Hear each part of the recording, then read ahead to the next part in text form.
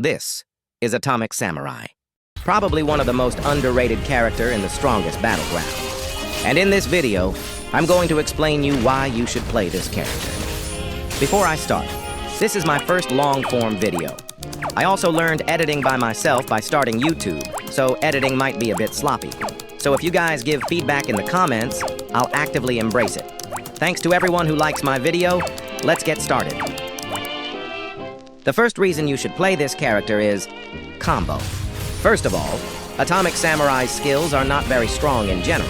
The damage from all skills cannot go over 20%. And since number 4 is a counter, it cannot be used in a combo unless you used as a combo starter. But let me just show you the combo real quick.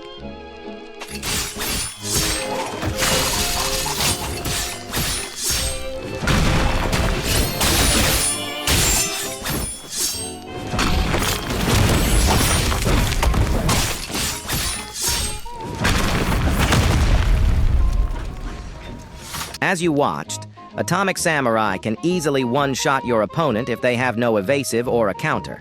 But you might be thinking, can all the other characters do that too? First of all, yeah, that's true. But Atomic Samurai has a big difference from other characters. Let's compare it to Garou, who also has a counter skill. Garou can also one-shot your opponent, but only when using a combo extend techs, like loop dash and twisted. But the techs, especially combo extend techs, are unstable because they're kind of hard to perform. And Atomic Samurai could one-shot enemies without any extend techs. This is a huge advantage for a character with a counter. I'm pretty sure that all characters except Atomic Samurai and Saitama cannot perform one-shot combo without techs. And Atomic Samurai didn't even use counter in that combo.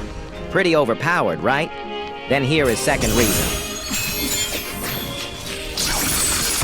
Counter! Atomic Samurai's counter is one of the famous memes in games, but if someone uses this properly, this is one of the most terrifying moves in the Strongest Battleground. Here is why.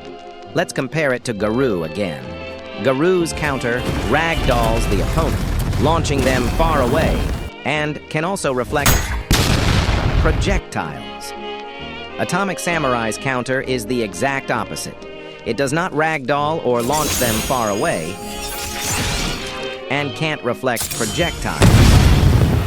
So you might think they both have their advantages, but I think Atomic Samurai's counter is far superior. While Garou's counter can be used as a combo starter, it requires you to rotate the screen before the final hit to prevent the opponent from being launched far away. And this way, the counter damage is reduced. And there is also the risk of punish due to ragdoll cancel. Projectile reflection is also not very useful, so you have to use it carefully considering the situation. Meanwhile, Atomic Samurai's counter stuns the enemy in one spot, so you can just walk over a bit and combo the moment it hits. By the way, talking about combos one more time, if you start the combo with a counter, it is possible to deal this much damage regardless of the ragdoll and counter.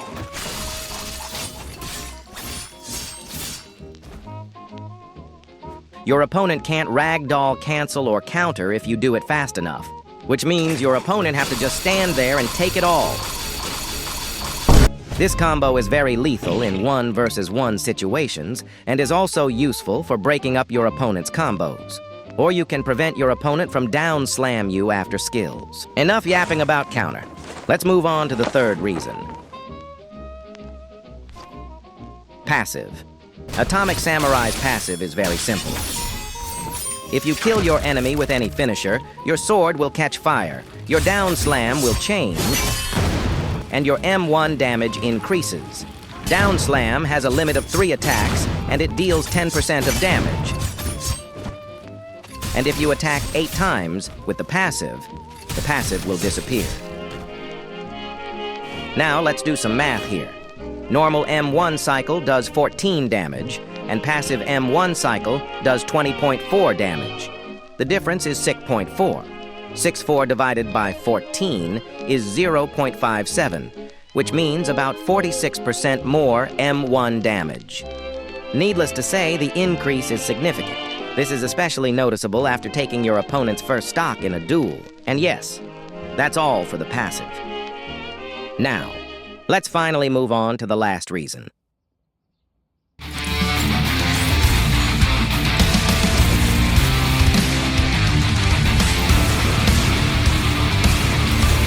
Let's start with the awakening part. After a 5-second awakening animation, a wide area of effect slashes, dealing 35% damage. During the ultimate, the passive remains active. While the awakening animation is rather long, it can send enemies running like there is no tomorrow. And let's not forget the skills. They're all powerful, needless to say, but let me explain their pros and cons. The first skill, perform Soul of Cinder's attack. And with each strike, the player advances slightly forward.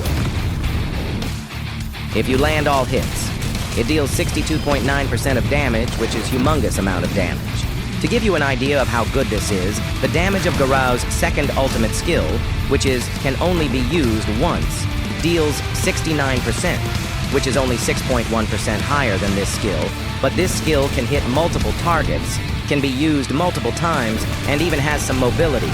It's absolutely crazy. Move right on to the second skill. The player charges forward, dealing 29% damage. This can also hit multiple enemies. It's a powerful skill with a fast charge speed and good hitbox. While it has a shorter range than Genos' charge, considering that Genos' charge has poor hitboxes, sometimes its long range becomes a disadvantage. So the range of this skill is hard to call it a disadvantage. Third skill, charge forward, then slash the opponent with a cutscene. Dealing 46.6% damage. The charge distance is about half that of skill 2. While the damage is excellent, the bad hitbox makes it difficult to hit. There's nothing more to say. Let's move on. The final skill. After a long casting animation, swing your sword, instantly killing nearby enemies with a cutscene.